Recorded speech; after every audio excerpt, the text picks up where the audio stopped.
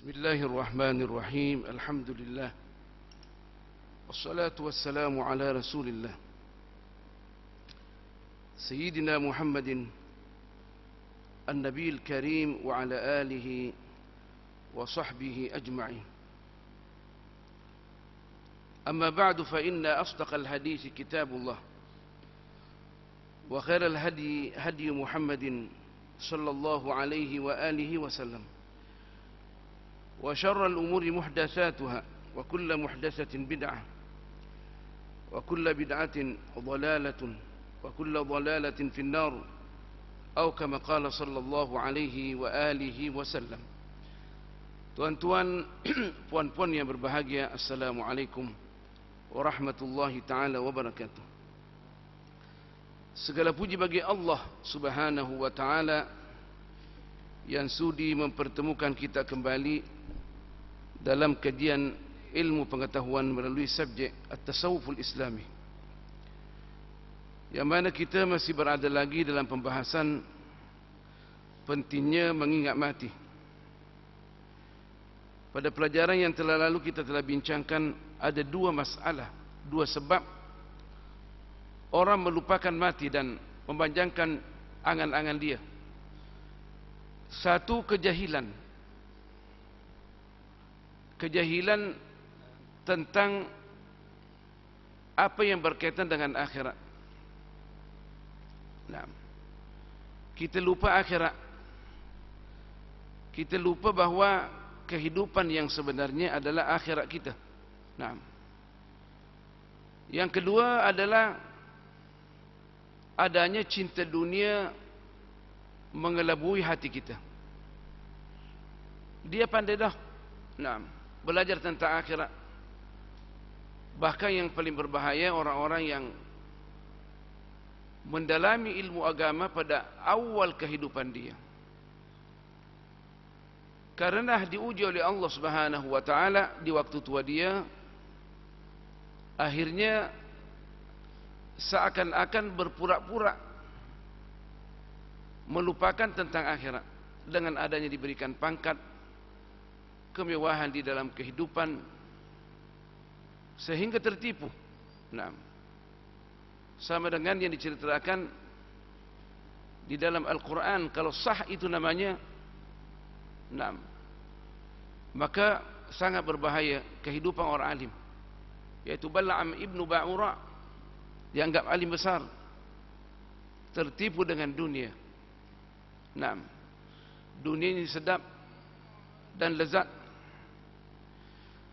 Kalau kita bercerita tentang dunia, tak masuk lagi di alam dunia, kemungkinan kita boleh senang hati bercakap.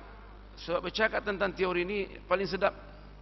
Kalau kita sudah terjun, sudah berada di alam dunia ini yang penuh dengan tipu daya, baru kita tahu. Makanya kita senantiasa disuruh berlindung daripada tipu daya dunia ini. Bukankah Rasulullah sallallahu alaihi wasallam menyuruh kita, setiap kita sebelum salam, kita disuruh berlindung kepada Allah daripada beberapa perkara, berlindung daripada azab api neraka. Allahumma inni a'udzubika min azabi jahannam wa min azabil qabri, dan azab fitnah yang akan berlaku di kubur. Wa min syarri fitnatid ad-dunya, ini sangat berbahaya. Tipu daya daripada dunia ni. Wa min syarri fitnatil masihid dajjal. Dan tipu daya dajjal. Sebenarnya dunia, dajjal belum tentu kita jumpa, tapi dunia ada di hadapan kita. Mampu enggak kita menyelamatkan diri kita daripada pengaruh dunia? Tidak ada yang terkecuali. Pengaruh dunia tak ada yang terkecuali. Dia orang alim ke, dia punya serban 8 meter ke, tak ada yang terkecuali. Bahkan banyak orang alim diuji oleh Allah Subhanahu wa taala, waktu sudah tua dibukakan dunia kepadanya. Ujian yang terakhir bagi orang alim. Nah, ujian yang terakhir bagi orang alim diberikan kekayaan, diberikan kemewahan. Mampu enggak dia membendung? Nah, orang kata Masya Allah, jadikanlah kami kehidupan kita macam kehidupan orang alim. Naam, orang alim yang takut kepada Allah Subhanahu wa taala. Naam, berapa banyak yang terpedaya. Naam, ujian yang terakhir bagi orang alim. Di masa tuanya dibukakan peluang dunia. Dunia terbuka. Naam, sampai di mana dia boleh menolak dunia, menjadikan dunia itu merupakan sarana untuk sampai kepada Allah. Kalau demikian, alhamdulillah. Nah, orang yang paling disayangi oleh Allah Subhanahu wa taala. Tapi tak demikian. Mahum wa qalilum mahum. Nah, sebagaimana yang akan dijelaskan dalam satu hadis, wa qalilum mahum, sedikit sangat daripada kita ini yang tidak terpengaruh dengan dunia. Pada pelajaran yang terlalu juga kita telah menjelaskan secara ringkas orang-orang yang tertipu dengan dunia ini. Nah, kata Rasulullah sallallahu alaihi wasallam terhadap orang-orang yang tertipu dengan dunia, yang suka melambatkan amalan dia. Nah, orang nak pergi masjid masih dilambatkan lagi. Nah, semestinya kita sudah pagi-pagi yang tak punya pekerjaan cepat-cepat ke masjid, terutama yang sudah berumur macam kita ni. Nah, kata Rasulullah SAW cerita tentang mereka ni, ma yantadhiru ahadukum minad dunya illa ghinan mutghiyan. Apalagi yang ditunggu, nah, daripada seseorang daripada kamu dari dunia ini, melainkan kekayaan yang menjadikan kita melanggar peraturan Allah Subhanahu wa taala. Sebab tanpa dibukakan dunia bagi kita, kita akan melanggar peraturan Allah Subhanahu wa taala. Yang berat kita jadikan tidak berat. Kenapa dunia? Nah, orang yang hidup mewah kemungkinan tidak punya kemampuan untuk mengambil pinjaman kereta, diambil pinjaman kereta juga, sedangkan nak masuk kubur dah. Nah, sehingga mencederakan agama dia. Mengambil pinjaman di bank, muamalah di bank, sedangkan sudah hampir mati. Kita yang sudah berumur 60 tahun ini mau tunggu apa lagi? Nah, kata Rasulullah, daripada 40 tahun mesti siap-siap, jangan mencela kecuali dirinya sendiri. 40 tahun. Nah, kita tambah tua, tambah nak ke depan kita mau pakai kereta mewah, tak apa, tak ada masalah. Nak pakai kereta mewah, ke BMW 2 tingkat, tak apa. Nah, tapi dengan cara yang bagus. Kita melihat kadang banyak kita tanya, kereta ini pinjaman mana? Ambil cash ke? Bukan, pinjaman bank. Sudah tua. Nah, kenapa ambil pinjaman bank? Sedangkan boleh ambil kereta apa adanya? Darurat. Daruratnya di mana? Kita tanya, daruratnya di mana? Nah, tidak ada darurat ini. Bila mana kita tidak beli, maka kita akan tinggal di jalan. Kena hujan, nak pergi kerja, tak ada yang mengantar kita. Nah, kalau tak ambil pinjaman di bank untuk perumahan, kita akan tinggal di jalan. Nah, ukurannya ambil ukurannya Rasulullah sallallahu alaihi wasallam, rumah dia kecil saja. Nah, kecil saja, satu kamar.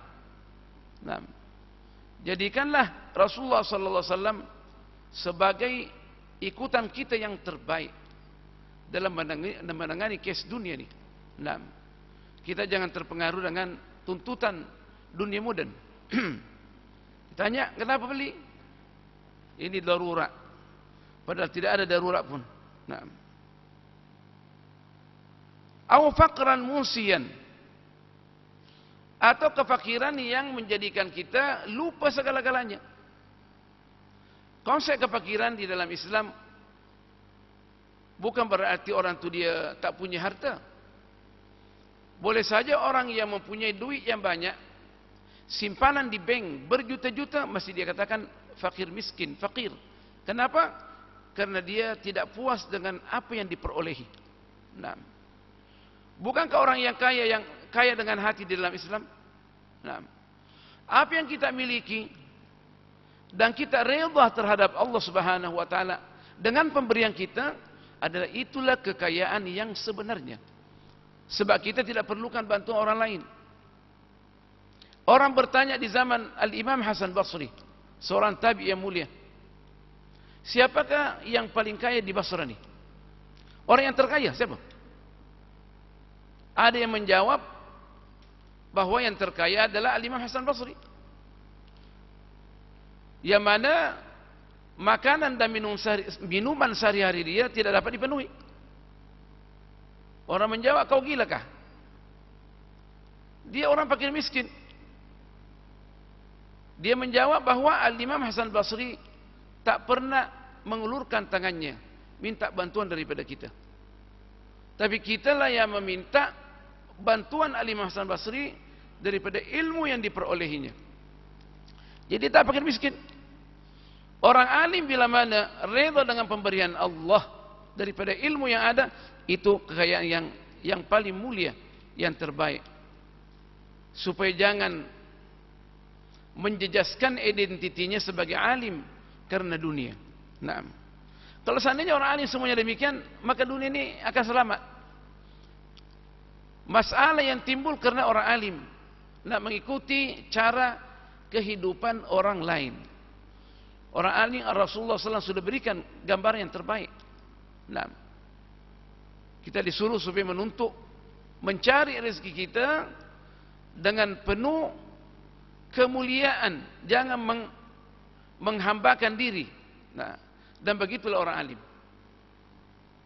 Makin hari dia makin zuhud di dunia ini. Maksudnya bagaimana zuhud? Menjadikan dunia itu di tangan dia, bukan di hati dia. Memanglah perlu kita hidup, perlu dunia, tapi dunia bukan segala-galanya. Nah, jadikanlah Rasulullah sallallahu alaihi wasallam contoh yang terbaik.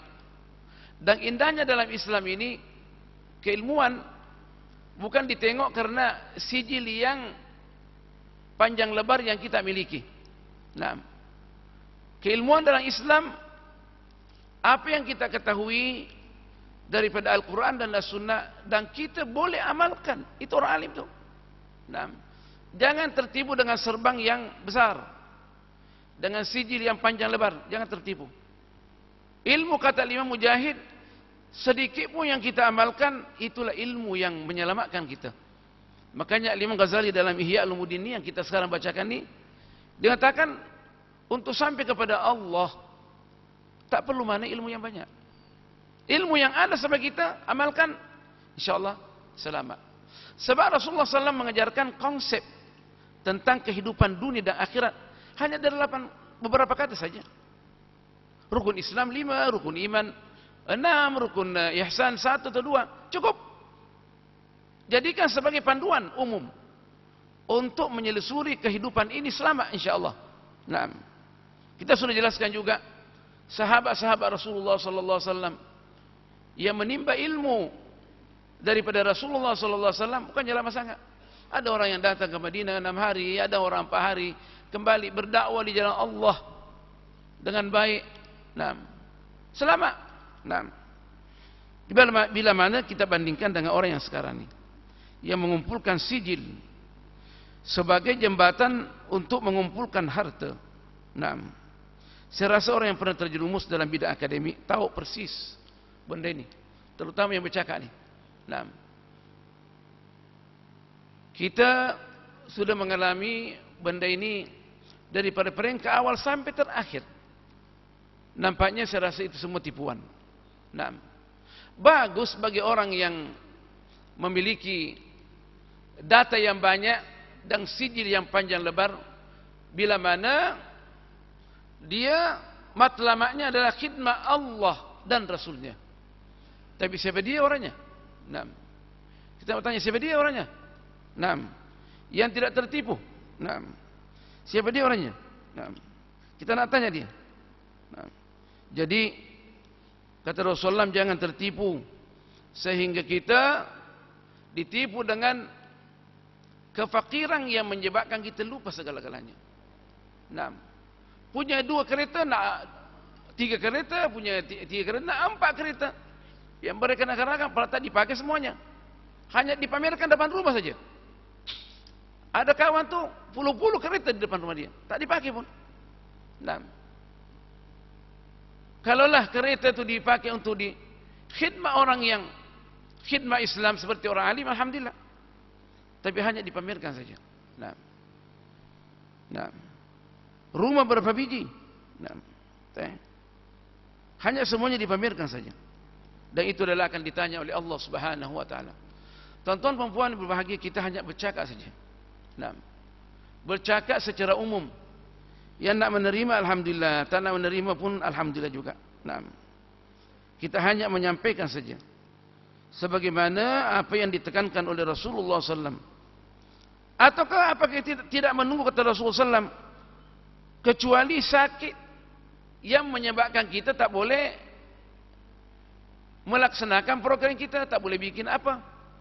Dulu senang hatinya waktu sakit, bila mana dia angan-angan tinggi. Kalau dia sembuh, dia buat begini program, macam-macam program buat. Nak sembahyang tahajud, nak sembahyang duha, nak banyak berzikir. Lepas habis sakit, tak tahu ke mana. Nah,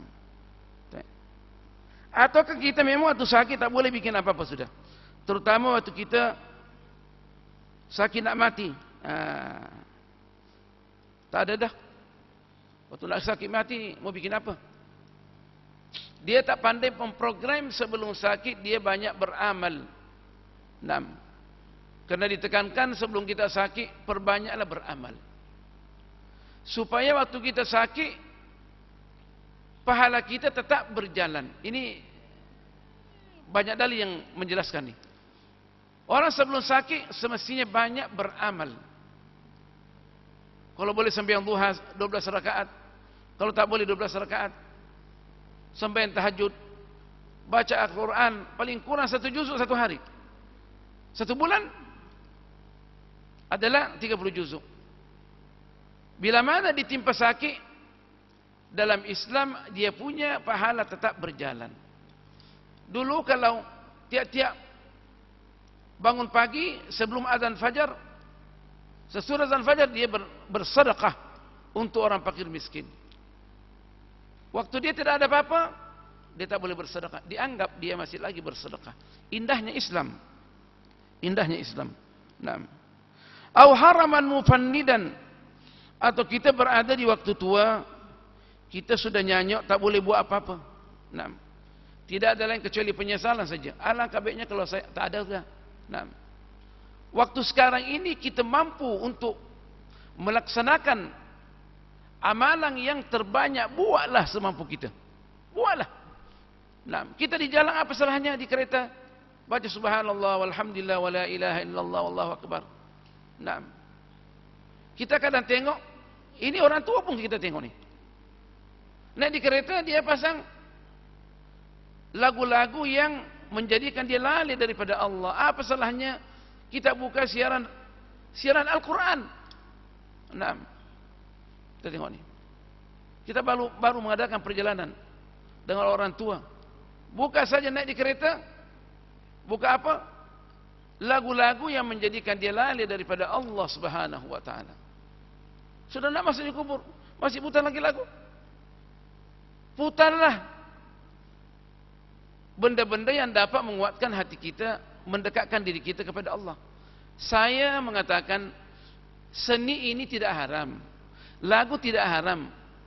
Yang haramnya adalah kandungan lagu itu, dan rentak lagu itu yang diharamkan tu. Nah, ukurannya bagaimana? Bila mana kandungan lagu itu adalah tidak menyanjung Allah dan Rasulnya, yang berkaitan dengan Islam, berarti itu syahwat belaka. Nah, rentak memanglah pernah terjadi di zaman Rasulullah sallallahu alaihi wasallam. Pada hari raya ada yang melantungkan nyanyian di rumah Rasulullah SAW. Iya, tapi berkaitan dengan keimanan. Jadi kita tidak mengharamkan lagu. Lagu tidak diharamkan, hanya orang yang kurang membaca saja yang mengharamkan lagu. Lagu di dalam Islam tidak boleh diharamkan. Yang diharamkan adalah kandungan lagu itu dan rentak musik yang diharamkan. Nah, yang menjadikan kita jauh daripada Allah Subhanahu wa taala. Takkan Allah nak mengharamkan dan Rasulnya perkara yang ada di tubuh badan kita. Setiap manusia mempunyai jiwa seni. Tak boleh diabaikan perkara ini. Nah, kecuali orang kata kita ini orang gila. Nah, kita bukan orang gila. Yang diharamkan adalah segala benda yang menjadikan kita lalai daripada Allah Subhanahu wa taala. Nah, jadi mesti pemikiran kita seimbang dalam menangani kehidupan ini. Nah, bukan semuanya haram, semuanya. Ada sebagian ulama semuanya haram. Sebagian semuanya halal. Dia dengan seenaknya mengharamkan dan menghalalkan di dalam Islam. Ikut dengan dia punya program otak dia. Nah, dia kata Rasulullah, kita yang banyak angan-angan ini, jangan sampai kita sudah berada di waktu umur nyanyok baru kita sedar. Tidak bermanfaat. Au mautan mujhizan, atau kematian yang secara mengejut. Naam. Awid dajjal fad-dajjalu syarru ghaibin yuntazar. Atau nak meninggal menunggu dajjal, yang mana orang yang sementara kita tunggu yang mengancam akidah kita. Naam. Tidak ada satu fitnah yang lebih besar daripada fitnatul dajjal. Maka kita minta supaya tidak berjumpa dengan dajjal. Awis sa'ata was sa'atu adha wa amar, atau hari kiamat kita tunggu, dan hari kiamat itu lebih dahsyat dan lebih pahit yang kita akan hadapi bila mana kita tidak menyiapkan diri kita untuk berjumpa dengan Allah Subhanahu wa taala. Naam. Makanya itu Rasulullah sallallahu alaihi wasallam menekankan supaya kita mengambil kesempatan waktu kita masih muda lagi nih. Naam. Dikatakan iqtanim khamsan qabla khamsin, syababaka qabla haramik.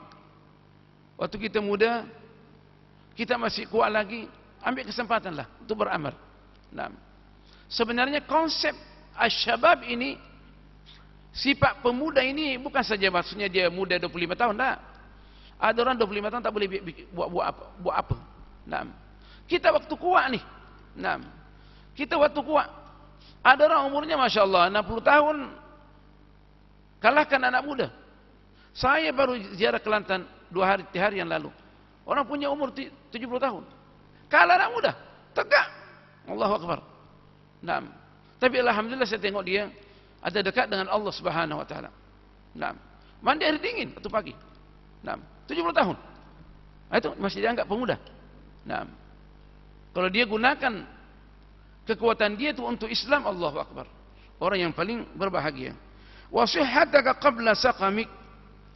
Dan waktu kita sehat, ambil kesempatan sebelum kita sakit. Naam. Buat apa yang terbaik untuk kehidupan kita sesudah mati. Buat yang terbaik. Wa ghinaka qabla faqrik. Dan waktu kita kaya sebelum ditimpa kemiskinan. Gunakan harta itu untuk khidmat agama Allah Subhanahu wa taala. Untuk apa disimpang?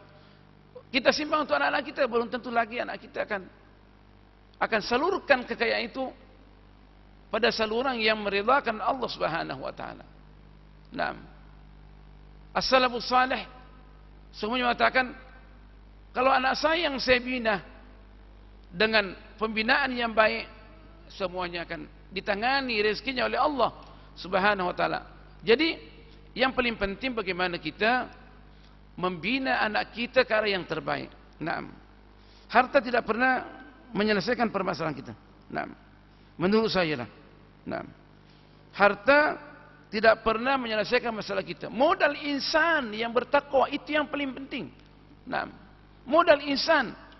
Bentuklah anak kita, didiklah anak kita, didikan yang terbaik. Itu modal yang terbaik. Naam. Apa arti dunia ini? Kalau seandainya kata Rasulullah SAW dunia ini mempunyai nilai, takkan Allah nak memberikan seteguk air kepada orang kafir yang menentang Allah dan Rasulnya. Nah, orang kafir yang menentang Allah masih lagi diberikan makanan dan minuman oleh Allah. Itu menunjukkan kata Rasulullah dunia tak ada nilainya. Nah, bukan berarti kita tak mau dunia, tapi salurkanlah dunia kita itu kepada yang terbaik untuk khidmat agama Allah Subhanahu wa ta'ala.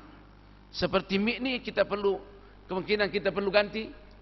Berhabanya masjid, mik kita ni pembesar suara perlu diperbaiki. Nah, gunakan orang yang kaya, apa salahnya? Nah, boleh mengganti sound yang terbaik supaya orang yang mendengarkan ceramah itu dengar dengan baik. Nah, ini memberikan pantulan suara yang beraneka ragam sehingga orang yang jauh tak boleh mendengar. Nah, kita tanya, mana orang kayak kita? Orang kayak kita di mana? So, tanggung jawab dakwah Islam ini bukan diserahkan sepenuhnya kepada pejabat agama, tapi umat Islam semuanya adalah bertanggung jawab.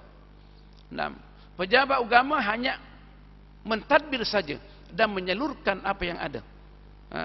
Tapi tanggung jawab itu adalah ditanggulangi oleh semua umat Islam. Nah, orang yang kaya silakan selesaikan kita punya sound kita, biar ceramah itu didengarkan sampai kepada orang yang memerlukannya. Nah, live kita, nah, kita berceramah sini, orang di Indo boleh dengar. Di mana-mana pelajar-pelajar kita dalam bahasa Melayu boleh dengar. Di England boleh dengar, semua boleh dengar. Dengan live berjalan dengan bagus. Suara boleh diterima dengan baik. Nah, wa qinaka qabla faqrik wa faraghaka qabla syughlik. Sebelum kita sibuk, ada ruang yang luas ni, ada kesempatan, gunakan kesempatan kita. Wa hayataka qabla mautik, dan kehidupanmu sebelum matimu, gunakanlah. Nah, sebab itulah merupakan aset yang paling penting bagi kita sesudah kita mati. Nah, makanya itu juga Rasulullah SAW diulangi balik dan disimpulkan. Satu minit lagi. Rasulullah kata, ni'matani maghmunun fihima katsirun minan nas. Ada dua benda nikmat banyak orang yang tertipu. Naam. Apa itu ya Rasulullah? As-sihhatu wal faraghu. Kesehatan dan waktu yang luas nih. Naam. Orang yang punya waktu yang luas, tak tahu bagaimana nak pergunakan waktu yang luas nih. Naam. Punya kesempatan tapi tak boleh gunakan untuk khidmat Islam. Punya kesehatan akal pikiran, naam, kesehatan ilmu kita, gunakan untuk khidmat Islam supaya kita mendapat keridhaan di dunia dan di akhirat. Naam. Jadi kata Rasulullah, banyak orang yang tertipu dengan dua perkara ini. Itu disimpulkan daripada 5 perkara yang telah disebutkan. Itu yang dapat disampaikan tuan-tuan dan puan. Mudah-mudahan apa yang kita sampaikan dapat dijadikan jembatan untuk sampai kepada keridhaan Allah Subhanahu wa taala. Subhanakallah bihamdik, nasyhadu an la ilaha illa anta, nastaghfiruka wa natubu ilaik. Bismillahirrahmanirrahim. Wal 'ashr. Innal insana lafi khusr illa alladhina amanu wa 'amilus shalihat wa tawasaw bil haqqi wa tawasaw bis sabr. Bismillahirrahmanirrahim. Alhamdulillah wassalatu wassalamu ala Rasulillah sayyidina Muhammadin an-nabiyil karim wa ala alihi wa sahbihi ajma'in. Allahumma 'allimna ma yanfa'una wa zidna 'ilma. فقهنا في الدين وعلمنا التأويل وهببنا إلى المسلمين واجعل لنا لسان صدق في العالمين. اللهم احفظ هذه البلدة رنجانو وسلطانها ووزراءه وأعوانه من المسلمين وسائر بلاد الإسلام. وصل اللهم على سيدنا محمد والحمد لله رب العالمين. والسلام عليكم ورحمة الله تعالى وبركاته.